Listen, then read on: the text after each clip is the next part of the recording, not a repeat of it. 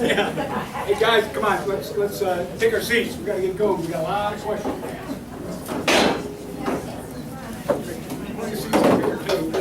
Candidates, we've got 10 candidates here today, and I'll explain what we're going to do here. I'm Carter Thomas. I represent a group called Tackitt Constitutional Government. One of our functions that we like to do is to run candidates. We like to educate the public in a lot of ways.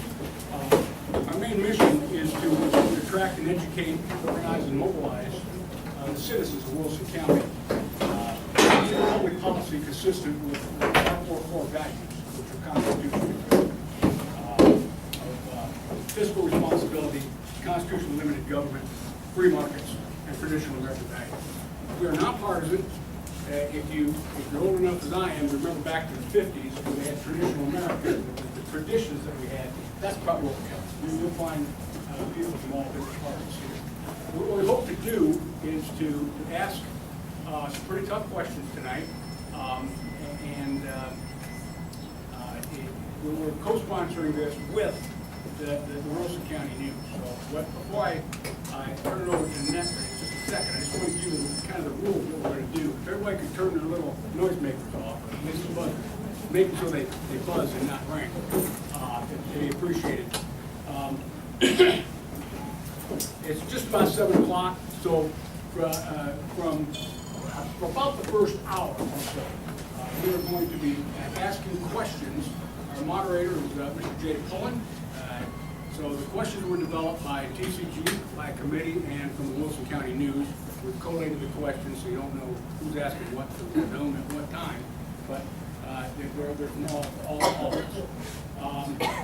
So from about 7 to 8, 7 to 8:15, we will get as many questions in as we can. And we might ask, this is a lightning round, please answer quickly. I don't like to put limits on questions, the time limit. I don't like to put limits on answers. But if it looks like a filibuster, I will probably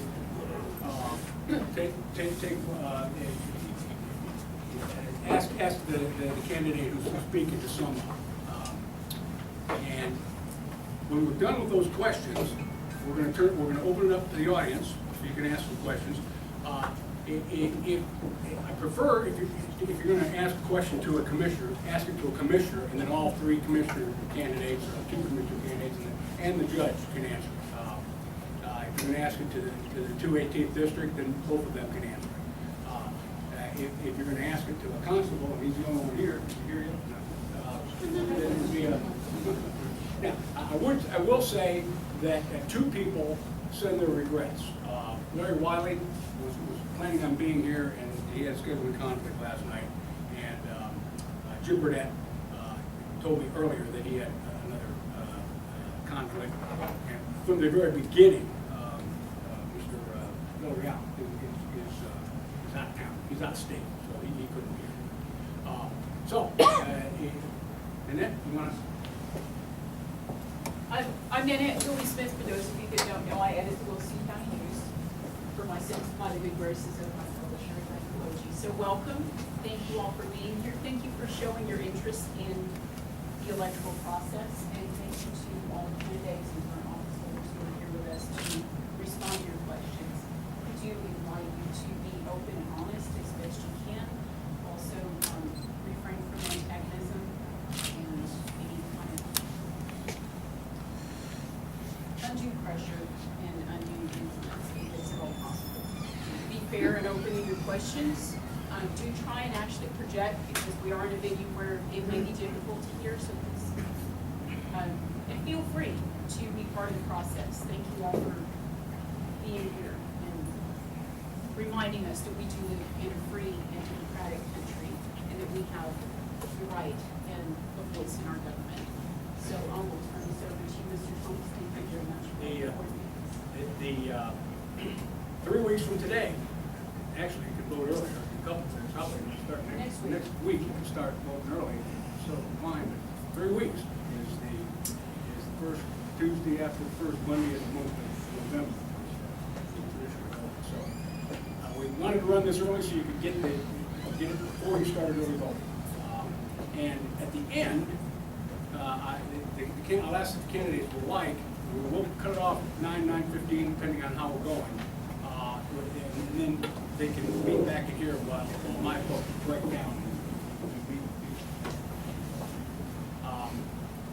Now, there was one candidate here for, you folks want to sit down? This is, I wasn't expecting this, but I would like, if you could stand up and tell us your name, I'll give you a couple of minutes to talk before we start with our questions. My name is Robert Bohmfalk. I'm a Democratic candidate for state representative. My opponent is John Kimball, Edmund Kimball's son.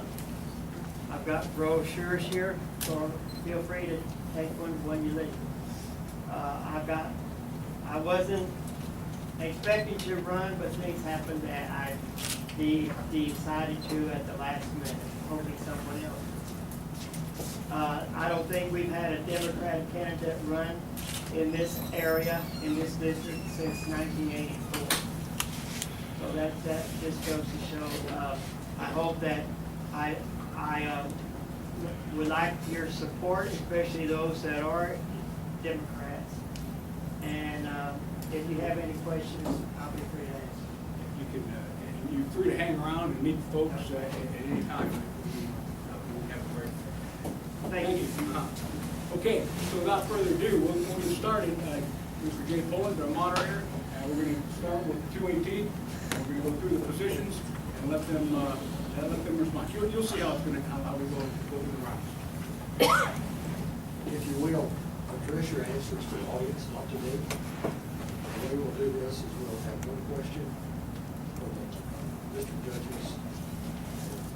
Go down the line, one question for each, and we'll come back and one question for y'all. So that's what we're going to do. I am the messenger. I didn't create the questions.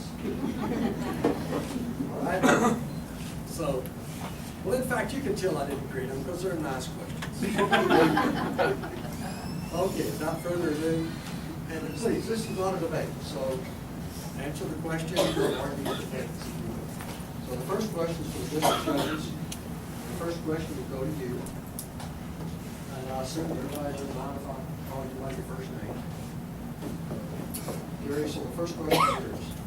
So often, criminal defendants and victims are made to wait all day in court because of attorneys who run late or deal with scheduling conflicts related to other court appearances.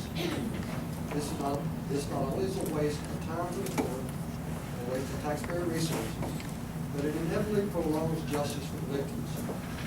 If elected, what ways would you work to solve this problem? Carrie first.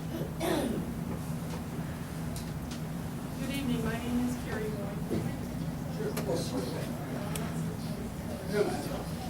I am Very Carrie. informed. Thank you. And as I told you, I'm running for district judge of the 218 Judicial District. And that covers the areas of Wilson County, Karnes, Atascosa, Frio, and LaSalle. Okay? At some point, I want to explain to you more about what I'm about, but in answer to this particular question, that absolutely is a problem. I am in court on a weekly, if not daily basis, and I see this happen in the courtroom continuously, and you're absolutely right. It is frustrating for all of us. The problem is that our populations have increased so much, and we have court where we have both criminal and civil dockets on the same day. So we have very, very large dockets now, and a lot of cases are set behind civil dockets.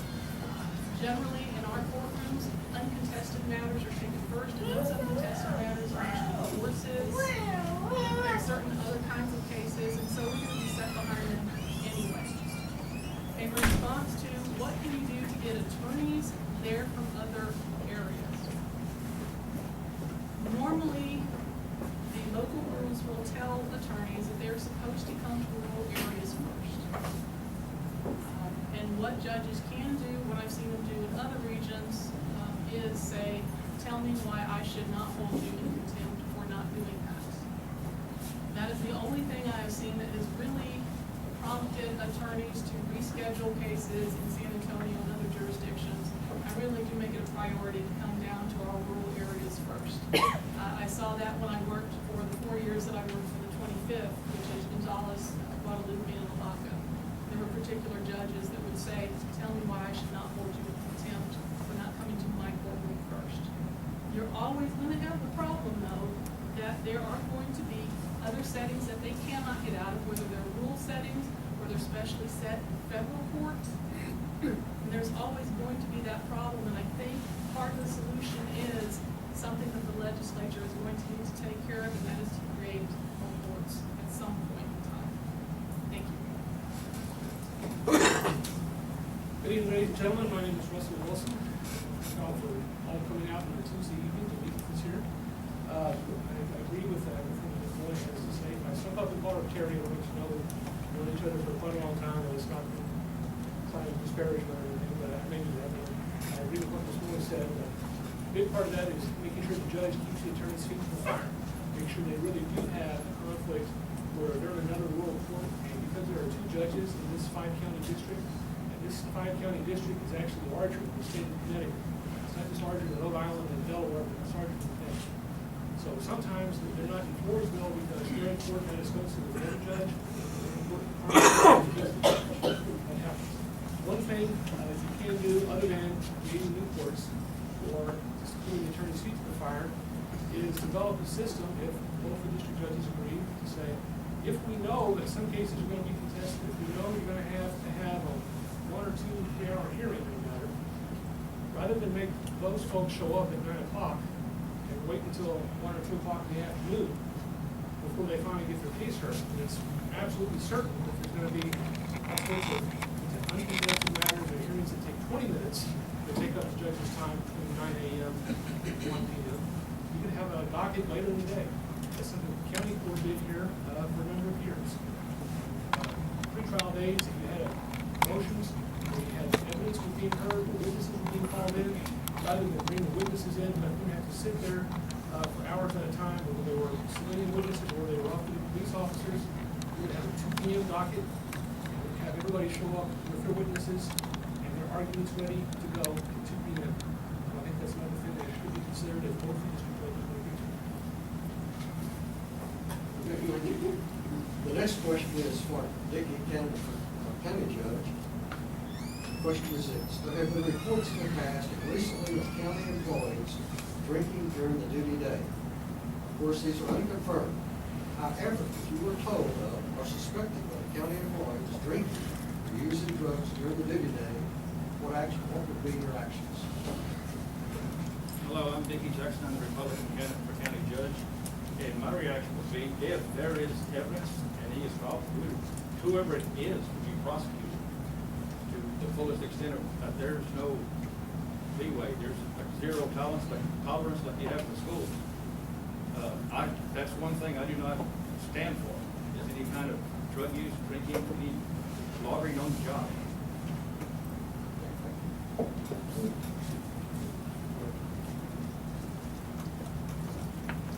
Okay. The next series of questions apply both to county judge as well as to the commissioners. The first question is for Paul Pfeil, and it goes from active reading to Thomas. Many citizens cannot attend commissioner's court because the court always meets during the workday. County employees are required to attend or support the commissioner's court meetings and easily be given time off during the normal week to compensate for the hours worked at the meeting or the other evening or going overtime. Would you, as the judge or commissioner, support changing the time of the commissioner's court public meetings to an evening meeting to allow more citizens to attend and to participate in our local government? Why or why not do you agree that this concept will be cost neutral if employee work hours are scheduled differently? First. Good afternoon, everybody. I'd like to thank the County News for putting this on this evening. Nice to see this room full back here. It's great for everybody to come out. As far as the question goes, one thing I like to do is research and see how many other counties have meetings tonight. So far, I don't know of any, but it could be an open door to be able to look and research. I think it's something that could be looked at for giving an employee time off. If they're working at some in at night. We do that now already.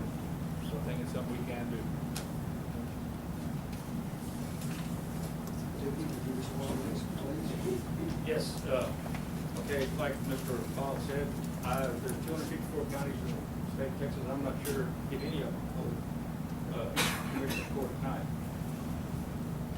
Another thing is that I can understand what you're saying about the employees being time during the week and compensation.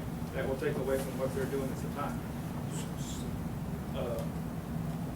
What the commissioner's court does business with other people in the community, state, and around the area, they have day jobs too. That's what they're coming on their job, and they're working there as part of their job. That would make could make a burden on them. I would look into it. I have been approached for this already. I would look into it. I have nothing against having a town meeting in different towns, Stockdale, Warville, Bow, Livonia, every quarter or something like that, and having citizen participation. Good evening. My name is Thomas Welfel. I'm the Republican candidate for Precinct 2 and for Commissioner's position. And I agree, although there's always going to be some conflict after hours, but if we set a time, I would agree that we could have commissioners meeting, commissioners court after hours. Again, recently there's been a lot of participation in the commissioners court, and so we don't want this a free-for-all, but yet at the same time with the structured agenda like it has been, I feel that we can make that accommodating to everyone.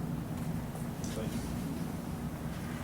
All right, the next question is for the JP candidates, and the order which I'll give to Sara, Michelle, and CJ. And I hope no one minds me calling you by your first name. For your friends, whatever. The first question is this: what are the basic duties of the Justice of the Peace, and what do you believe will be your strongest attribute in attending to these duties? Sir? Good evening, my name is Sara Canady. I am the Justice of the Peace Precinct 2 here in Wilson County. I was elected in November of 2010. I was sworn in on January 1st, 2011. Whew. The Office of Justice of the Peace, the judges, of all the judges in the judicial branch, the JPs have the broadest spectrum of responsibilities. We do both criminal and civil cases. We hear both criminal cases and civil cases. We also serve as coroner for the county because we do not have a coroner. We're also allowed to officiate weddings. In addition to that, we do truancy cases as part of our criminal docket. We do traffic cases as part of our criminal docket. On the civil docket, we do things like evictions, small claims cases, and debt claims cases. I think one of my strongest points is that I am, as a former educator, I am a teacher by trade. I taught every grade level from pre-kinder through high school. I even did a year of teaching at a state prison in Florida. So I have a very broad range of experiences in my background. My strongest case, I feel like my strongest strength is that I'm a good listener. I try to listen. I listen to what every single person brings to the court, and I consider everything that is brought to the court. And I think that as a good listener, I'm going to be a better judge, a better person who will listen and hear all the facts of the case and then make a decision based on those facts. Good evening, everyone. I'm Michelle Tackitt, and I'm a candidate for Justice of the Peace Precinct 2. And to just give you a little background for as far as justice courts go, the justice courts have original jurisdiction over mostly Class C misdemeanors. There are some criminal cases, there are some civil cases. Civil cases can range from evictions, and there are as well as the criminal cases. So you're looking at truancy as well. That's one thing that this particular court deals with on a regular basis. And truancy is a problem of epic proportions, not just in Wilson County, but across the state of Texas and all over the United States. And so these are some things that would be dealt with in the court as well. And one of the other things that I think is important to know is that as far as I'm concerned, to be a strong attribute for me is I'm familiar with the penal code, the civil code, and the family code, and I'll deal with the issues that are presented to me and present a solution as the law applies to each case with respect and integrity. Thank you.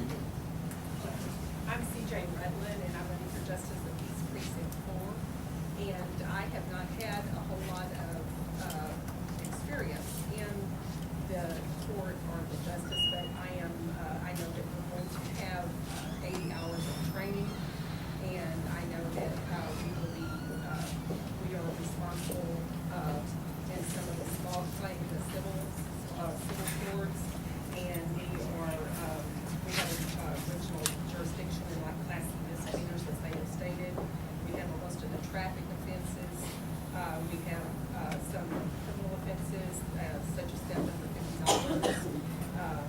We have civil jurisdiction of up to $10,000, including small claims, debt claims, and evictions. And we can also issue arrest warrants for marriages, legal marriages, and we're also a commissioned notary of the county. I'm sure, there are other things too that I may be leaving out, but like I said, we will have training coming up, and we're supposed to have like 80 hours of training where we are able to learn. And I'm new in this field, but I'm a good listener, I'm honest, I have high integrity, and I love my county, and I want to serve my community. Okay, just to repeat, please, as you address the question, address the audience, not me. I'm just reading the question, that's all I'm doing.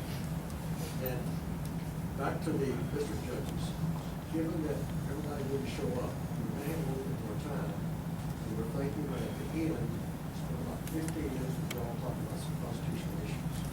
Okay?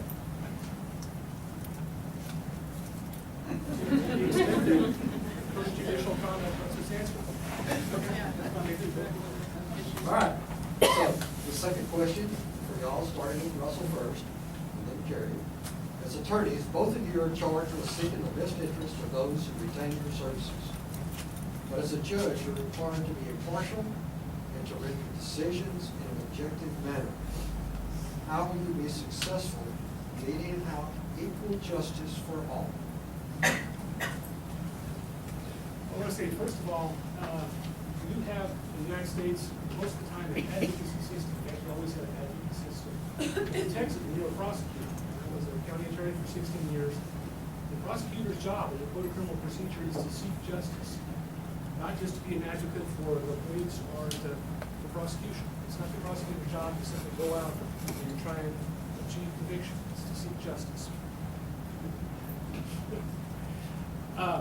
Yes, you're changing what you're doing. You're going to be an advocate. That's what I do all day long is sit and look at documents and prepare for you to ready to go to court. And how can I look at this set of facts, look at the law, and find a way to get an advantage for my client? I work for Shulman Lopez and Hofer. They do a lot of school law work, a lot of charter school work.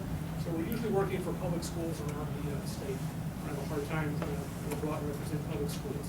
But in order to be an effective advocate, you've got to be able to see both sides of the situation. You've got to be able to see both sides of the law.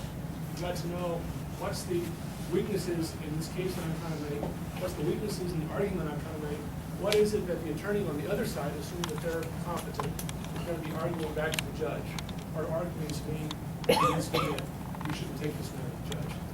So I don't think that would be a huge transition to go from having to see both sides of the situation, understand how law cuts both ways, understand how the facts can cut both ways sometimes. An effective advocate has to be able to do that already. One thing an effective advocate has to be able to do is to remember that they're a judge now. I'm not supposed to get my stories doing this, but there's an attorney that wrote in right after he became a district judge, they're a prosecutor. The first jury trial he had, at one point the defense attorney asked a question he didn't like. He jumped up and said, "Objection, Your Honor." And he looked around and he was the judge. He said, "Overruled." You just have to remember, I was the judge, I'm not an advocate, and I can tell you. I've been a felony prosecutor for over 24 years now. And in the course of that time, as Russell says, we are, by statute, told we're not permitted to convict, but to see that justice is done. So what is justice? In criminal cases in the courtroom, it is melding three different interests, and that is the interest of the community, not re-victimizing the victim of the crime, and being fair to the defendant and giving them the basic strengths and weaknesses in the case. When we have a case in front of us, the first thing that we do as prosecutors is analyze it to see what our weaknesses are and what our strengths are in the case. Every case in any jurisdiction is given a plea bargain offer, otherwise the courts would be at a stalemate because the dockets would be so full. So when we look at these cases and when we assess what sort of case we have, maybe we're gonna offer 99 years based upon the facts of the law in the case. Maybe we're going to offer somebody pretrial diversion because they are a 17-year-old kid who made a stupid decision and we're gonna give them a break. We continually look to see what is done. That is what we do, that is what I have been doing for 24 years. If I am elected as district judge, it will merely be, I am not doing it as a prosecutor anymore, I am doing it as a judge. The next question is for the county judge and Commissioner Fields. Question is this: the Eagleford Shale oil and natural gas play has created unprecedented economic opportunities for Wilson County.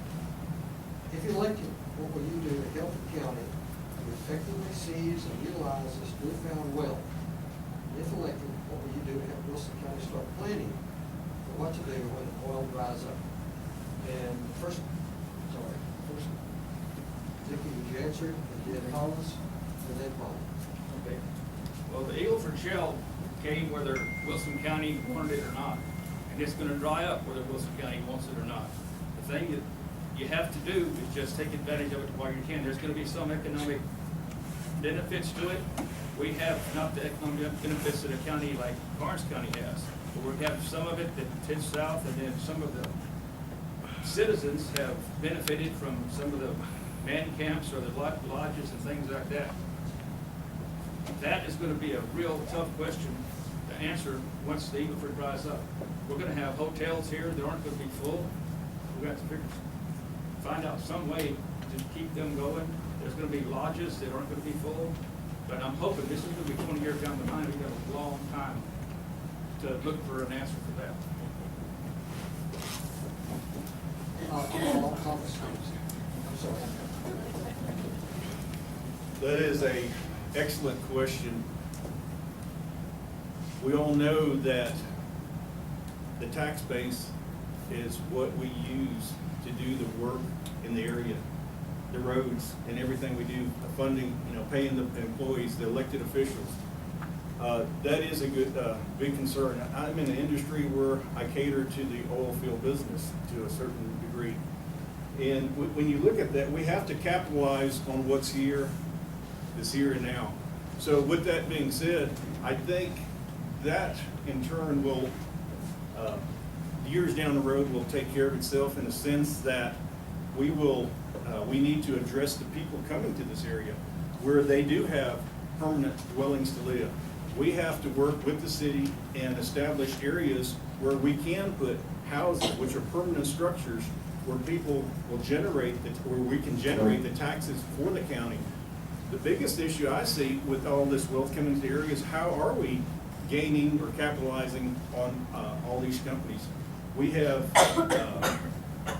the roads that we have basically were designed for the people living in that area, for the pedestrian, for the people coming to and from work. And yet what we see are companies coming in and deteriorating the roads. So what I'm looking at is we need to implement something to get more of a tax base, not from the people, but from the companies coming into the area where we can do the work needed to take care of the infrastructure and the roads that we have. Thank you. Well, the Eagleford Shale, it's been a headache for the last 4 years. I wasn't expecting that when I first ran for this office. But it's been a day-to-day process, I tell you. It's a challenge for everybody. But one of the growth we got, I don't know if anybody realizes, down south of here, we've got 3 tanks that hold over 3 million gallons of oil daily that are shipped out. 2 more tanks that hold about 1,500 gallons of oil per day. We've got pipelines running like a puzzle, any direction you want to go. We've got one running north to south. It's everywhere. One thing about this, I've had 3 new bridges built by all companies that help me build bridges. I've had some roads repaired, but I got a lot of roads that are damaged, and it's hard to maintain. Some oil companies help, you try to get them to help you any way you can. Dust is the biggest problem, I can tell you that. And some companies will help and some won't. But the growth is here. You see the motels, you see new businesses coming in. We have another new business coming out in Industrial Park. Going to hire 65 new employees, supposedly all local people. We got the railroad depot up on County Road 128. I don't know if anybody's seen that. They're going to be shipping out sand, pipes, oil, gas coming out of there. That's going to be a major increase for the north part of the county. It's all growing everywhere here. Hopefully, in the future, if this all pays out, the wells quit pumping, hopefully we'll have some more new businesses here, more homes. Florida, we don't even have enough homes for nobody. We're out. Hope. Stockville has a problem. We need more homes. Trouble is, nobody wants to give up their land. That's another problem we're faced with locally. Utilities, that's another problem everybody's faced with. In the city, counties, water utilities, they're running short. They're making sure they don't have to have enough for local people now. Water's a big issue. It's gonna be a big issue. It's gonna be a state issue. That's gonna be one of the things that's gonna be really burdening us down the future as well. But hopefully with everybody working together, we can grow. And it's gonna take time to grow. But like Mr. Jackson said, the Eagle Ford's here. Hopefully it'll be here for a while. Okay, the next question is for the JPs. And the order was to Michelle, CJ, and Sara. Data shows that 50% or more of the citations that fall under the jurisdiction of the JP Court are given by the County Sheriff's Office, Floresville City Police, or the DPS. Many of you have good friends or relatives who are members of the three police forces previously mentioned. Companies doing business with the state and federal government are required to prove that no conflict of interest exists between themselves and the agency in question. CJ, Michelle, and Sara, I'm sorry, I was a little too early. Would you please state if you have any friends, relatives, or close associates who are in law enforcement? If so, what precautions do you plan on taking to ensure that there is no conflict of interest or perceived conflict of interest?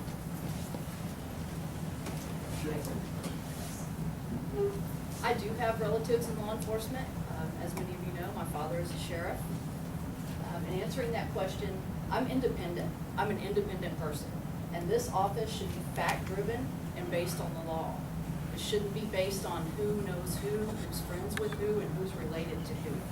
So basically what you do is you deal with each issue, and you take the facts and you present a solution, and you apply the law to each case. It's all about the law. You've got to follow the law. You're sanctioned. There are rules. And so I think that should never be a problem. I believe in accountability, and that's one of the reasons why I'm here and I'm running for this office. Thank you. At the present time, I don't remember that I have any relatives I have in the past. I've been to a lot of people in Wilson County. But I would handle this office and with integrity, and I would do what the law states that we can do. I would never do, that's how I've lived my life. My husband and I have raised our children, and we've raised our, and lived in the community and are well known. We're honest, good people, and I would not, I would continue when I come to this office, if there is something that I can help someone with, as long as it's within the law, I would do that, but not because, unless it was legal. And I work at an oil supply store. We have trucks, and we do everything we can to try to keep our trucks legal. And sometimes, we've had, red flag trucks, but we've always done, and the company that I've worked for 25 years, we've always done everything according to the law. But I And I know we've had a lot of accidents and things with trucks and whatnot, but we just, I know that they need to be monitored, and, but I would do everything within the law. I would not do anything that was against the law. And that's one thing, of course, learning, going to school and learning what all of the laws are, I would have to learn to do. I do not have any family members who are currently or past, or that I know of future law enforcement officers. My husband is retired Air Force. He currently works for the GEO facility in Kern City. He's a detention officer there. My son Elisha is 21 years old. He's about to start working there as well. I have a 24-year-old son in San Antonio. He's working for Home Depot. Just me. He's married, and my mother is Luana Nuno Lewis. She is here. She is not in law enforcement or any of those things, and I don't see or any perceived conflicts at all.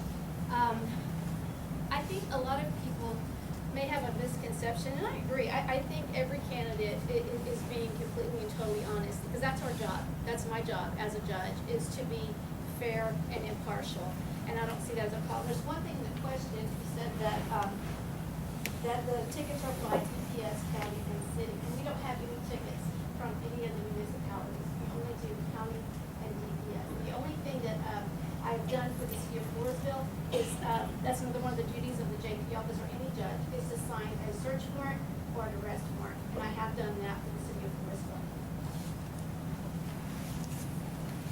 Okay. The next question is back to district judges, and similar to one of the JPs. Both of you have family ties to any residents living within the 81st to 18th Judicial District. How will you render justice fairly to all citizens, regardless of family ties or political affiliations? Carrie, you're first. I can tell you that the fact that you're a friend or a relative makes no difference when you're in court in front of me when I'm looking at your case. I can tell you examples about many years ago when I was going through a case and reviewing it and looking at it. It was an indecency case, and suddenly it dawned on me that this was my cousin, and I was reviewing my cousin's case, which I immediately told my boss, and we immediately assigned it to somebody else, and I stepped far, far away from that case and had absolutely nothing to do with it. Would it have made a difference to me if he had said, no, you have to prosecute it anyway? It would not have. Because I don't care who you are. I don't care who you're related to. I don't care if you're related to me. Unless you're my mama or you're somebody real close to me, I'm going to prosecute that case. I'm going to hear that case. I'm going to do it fairly. I'm going to do it justly, because that's the way I was raised. That's the way I was trained. And that's what I would do. I actually have a lot of friends in this county. I only have a few relatives, my wife, my two children, my mother. My dad's family was up in the hill country. My mother was originally from England. I know her, Jennifer Wilson. She owned H&R Block franchise here for about 30 years in Floresville. Ms. Moy is correct. There are some times when you just have to step down and say that I can't do this. As county attorney, we occasionally had a case come in where it was somebody that was close to us, or somebody that we worked with every day at the courthouse. And in that situation, we recused ourselves and asked the judge to appoint a special prosecutor. And it was the elected official who has the conflict. She can't just hand it over to another official. As far as the rest of it, it's a small town. You know, you're going to know folks. What I would always ask at jury selection, whenever we have somebody hold their hand up and says, you know, the defendant, you know, the police officers, I say, have you ever been in their house? Have you ever been out and eaten a meal? And I ask questions like that to see, is this a close relationship, or is this a small town and you know a lot of folks? That's all you can do. If it's somebody very close to you, a judge has a duty to recuse themselves if there's a serious conflict. Also, if the public is going to have an impression of the conflict, the judge is confident that they can still handle the case and not let the fact that they know the party or the attorney to know a witness. But to an outsider, to a third person, to the people on the street, or reading about it in the Wilson County News, it would look as if there was something corrupt and nefarious going on. Then the judge in that case has to step down. It's the judge's job to have the discretion to know that sometimes it's gonna be their job to go ahead and hear the case and say, yeah, I might like to check it out and say, well, I know this person, so I'm gonna have to hear a controversial case. If there's not a real conflict, if there's not a real person fighting, you can go ahead and hear the case. Okay, the next question is just for the county judge. All of you know that our system of government, county government, set up during Reconstruction days, but all the elected officials reporting only to the people. So there's not a CEO relationship between the elected officials, not departments that report upwards. Everybody reports to the people. However, you realize that as county judge, you have no authority over other elected officials. However, we also realize that the judge will show concern and support for issues that are beneficial to the county residents and work with the various county aid departments and encourage them to make efficiency improvements that it might happen. How can you handle this situation? Well, that's one thing I've always been good at. I work well with other people. I can go talk to a department head or somebody that's an elected official, and I've always been real good at either working with them and they're convincing me of what they need to do or what their points of views, or I can convince them with the points of view. I have something I want to go to them, and if it's not going to be something, it'd be a conflict, or if we would have open meetings or something that would involve that, because you won't be able to have more than two commissioners together at a time. So you can't really do that other than working with the different offices, like the sheriff's office, the district clerk's office, the county clerk's office, and like that. Like I said, I've always been real good at walking up, meeting with people, talking to people, and getting my point across, or just discussing with them and working with them. Okay, the next question applies to the county judge and to the commissioners. The Wilson County Commissioners Court every year has approved across-the-board pay raises for the county's employees.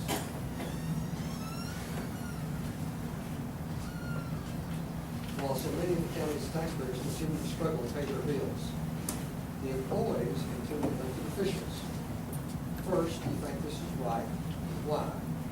Secondly, you pledge not to accept any increase in pay for the entirety of your 4-year term, if indeed you're elected. And third, will you encourage other county elected officials to do likewise? The order will be Thomas, Paul, and Dickie. I see the progression of these questions. Yeah, they're getting nice now, Carrie. I appreciate that. Very good questions. First of all, I'm a taxpayer also, so anytime we see an increase in whether it's taxes because of the tax rate or because of the value of our property or both, that's hard for everyone. I think Jay mentioned that there's a lot of people having a hard time paying their taxes. One thing I gotta say before y'all throw me out, let me say this, that it's good to pay your taxes. Why? Because two things. One, it means that you're blessed that you can pay them. Two, that means you're making money to pay them. But at the same time, that's one of the biggest frustration is utilizing the taxes to the best of the ability. Now, there were some questions I didn't hear him say, but when it comes to increases, we are an elected official. Now, who's supposed to increase our wages or our pay? Is that going to be elected upon by the people? Or do we arbitrarily just say, hey, we need a pay increase?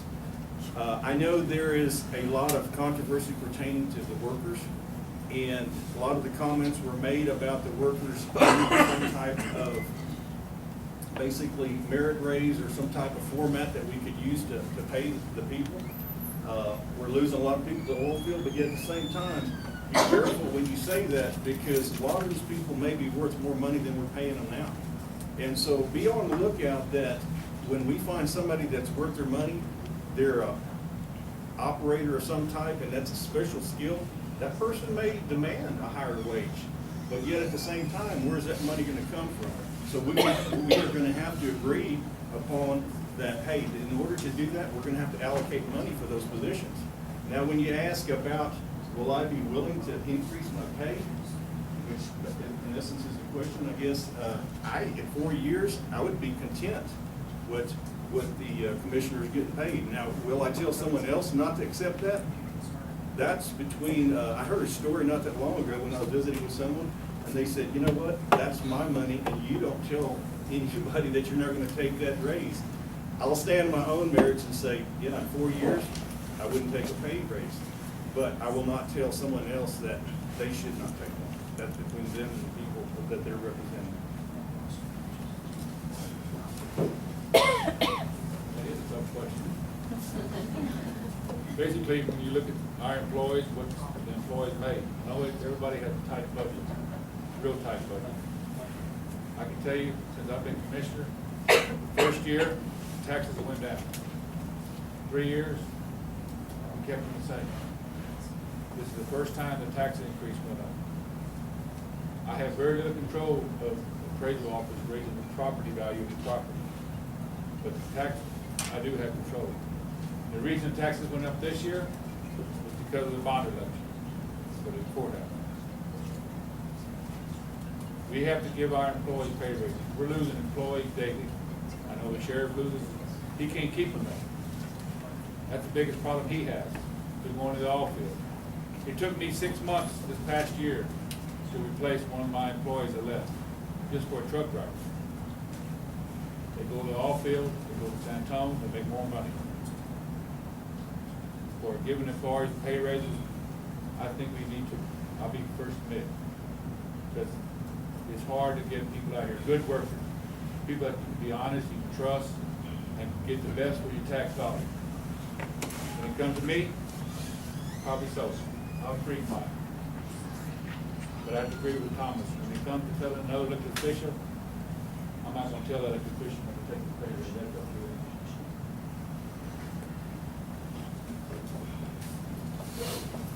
Okay. Approaching wages, okay?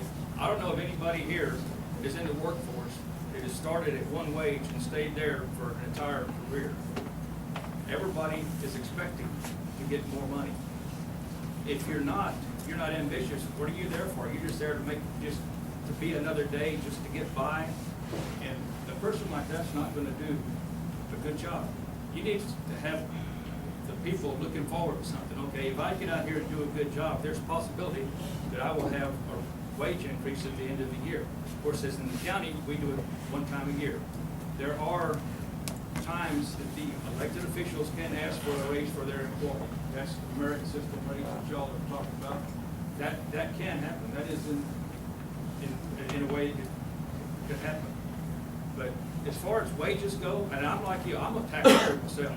I haven't just been a justice of the peace my entire life. I've been paying taxes my entire life. I like to see people that work for the county that do a good job. And to get somebody that does a good job, you gotta pay them a competitive wage. And right now, our wages, we've tried to get them up there. And I say we, I'm not on Commissioner's Court, but I'm there, and I'm part of the county, and I was rooting for the raise for the sheriff's office, got a good raise. A lot of the ladies that work in the district clerk's office, county clerk's office, they got a decent raise. That's to keep them from leaving and going to the oil field or someplace else for a better wage. As far as approaching the question is, do I want to vote myself a raise? I'm not going to say no. I don't want to vote myself a raise. Why would anybody want to go anywhere? Okay, and you're going to be looking at in 4 years another county judge, and what's he going to work for? You want to get somebody good to replace me, maybe, or whatever. So I'm not saying yes, give myself a big raise. If the county can't afford it, no, we can't afford it. Nobody should get a raise. But if you can, the entire staff or the entire section of employees for the county, if they're deserving, they should have raises. Okay, next question for the JP candidates. Historically, JPs have dismissed. Historically, JPs have dismissed traffic fines for friends and relatives. Have you done this? Would you do this? And so would you put a stop to it? I'm sorry? Since Jackie, you're first. Then Sarah, then Sarah. Well, like I said before, I don't want to do anything that is not within the law. And, I have not been in this position yet, and, I don't see myself dismissing for family. I think you should be consistent in whatever you do. And, I am not, I will look at every case, and like I said earlier, if there is something that I can do to help somebody within the law, I'm not gonna say that I will not, but I'm not going to, show favoritism. Sarah? That's an interesting question. I've never been a recipient of By the way, I didn't write this question, so if I get in I'm trouble, sorry, I couldn't I look at it. fully expect all the help I can get.